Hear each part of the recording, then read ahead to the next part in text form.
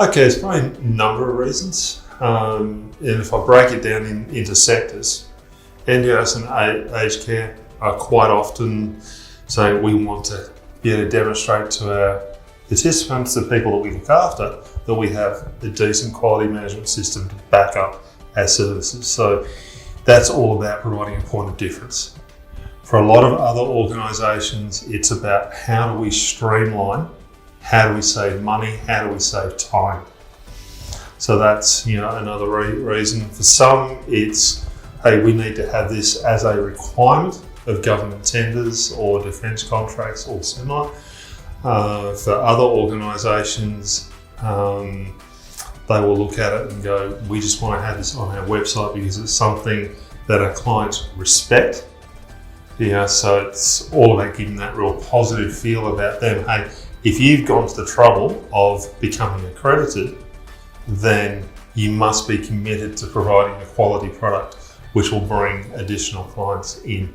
So that's the one reason that I got accredited as a company, for the simple reason I wanted my clients to be able to see that I'm very, very serious about the services that we provide.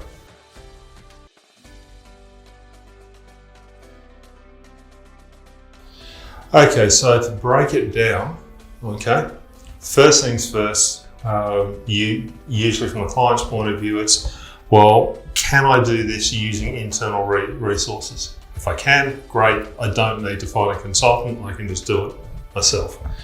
Some people will send off employees to training with BSI, SI Global, maybe even lead auditor training, because one of the components of the standard requires internal audits be done.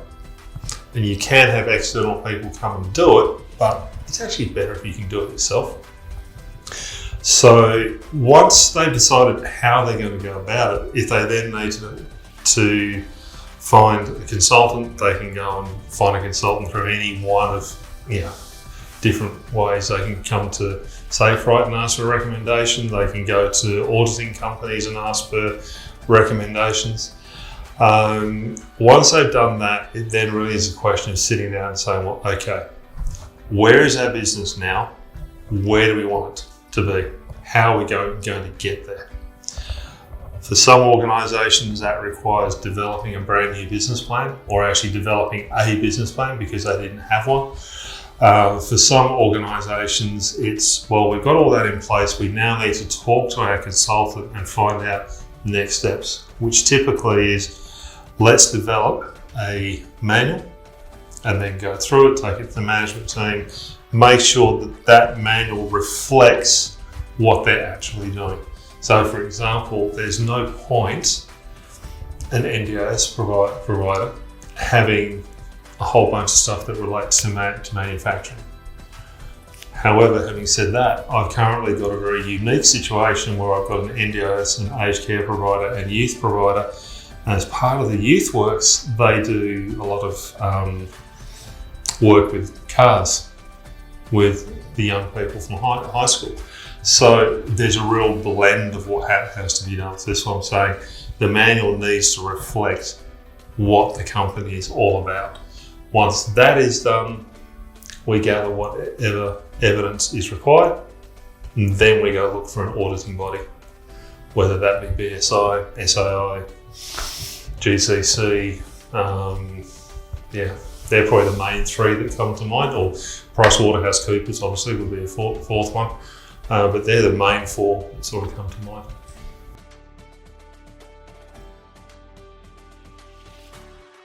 Okay, so there are two stages. Stage one, which is purely a documentation review. Okay, so the auditor will want to go through the manual that's applicable to the standard, make sure that all the clauses are addressed. Then they'll go through the key supporting documentation. So they will want to see HR, personnel files of staff to make sure that everything is there. They will look for service agreements between the company and any suppliers that they may have, or clients that they may have. That's where some clients get a little bit iffy, say, hang on a minute, this is strictly confidential information. The auditors sign a confidentiality agreement anyway, and we'll delete any access to any information once the audit's complete. Then they'll go through and look for the key documents like the business plan and so forth. Stage 2 is all about evidence. Okay, so in other words, if your manual says you do this, the auditor will say, well, show me. Your manual might say, for example, that you do internal audits every 6 months. Again, the auditor will say, well, show me evidence of those internal audits. You may say that you do random or ad hoc assessments of suppliers. Again, show me. Where is it? Okay, so really, it's not enough for a client to say, I'm going to engage a consultant to write my manual. If they're not going to read it, they're going to get caught out in stage 2, because the auditor's going to say to them, where's your evidence? And if they haven't read the manual, then obviously there's not going to be any evidence unless the consultant has basically walked them through this, hand in hand. Right, the manual says you need to provide this evidence. Do you have it? Yeah, and I find there are some clients that I have to do that with. Probably more so health-related clients than engineering clients. Engineering clients I tend to find are very, very logical and very process-driven. Some of the NDS providers with a lot less experience, doesn't happen. If you've got NDS providers with a lot of registered nurses, then it's all about processing and compliance. So a lot of the time, their level of readiness is going to depend on what their background is.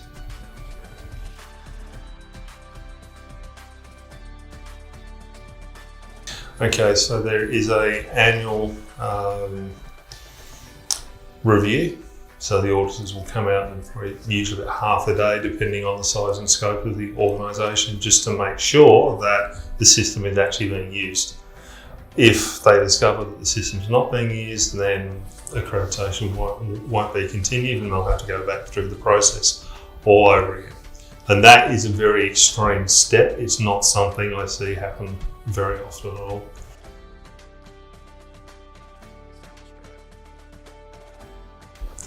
And one of the things that I personally found very helpful when I went through my audit was everything's in one place. I was able to provide a username and a password to my auditor in stage 2 and say, right, everything is there. If you have trouble finding it, let me know. I think I got about 2 calls during the course of the day where he couldn't find something.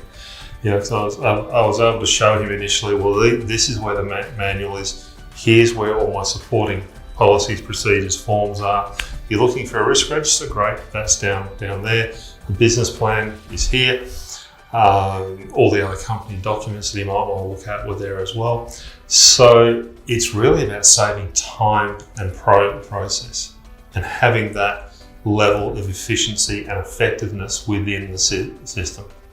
Okay, because there's no point having the system there if it's just to tick a box. If it's to tick a box, save yourself the money and don't bother.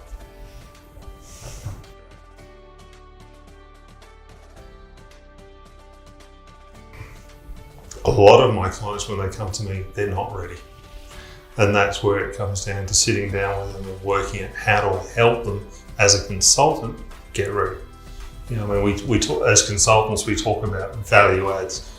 If accreditation was as simple as here's your manual, here's your supporting documents, here's all the evidence, off you go and go through the audit, everybody would do it. But the simple fact of the matter is a lot of people, by the time they come to me, they're not ready. They don't know what they need. They don't know what evidence they need. They don't understand the standards have a simple clause that says the company shall. Everywhere you see that, it's a mandatory requirement. So quite often I'll sit down with my clients and say, go through this checklist. If you can say yes alongside all of those, we can go through audit tomorrow. Where the gaps are, So this is like almost just like a standard gap analysis to go through and understand what's missing.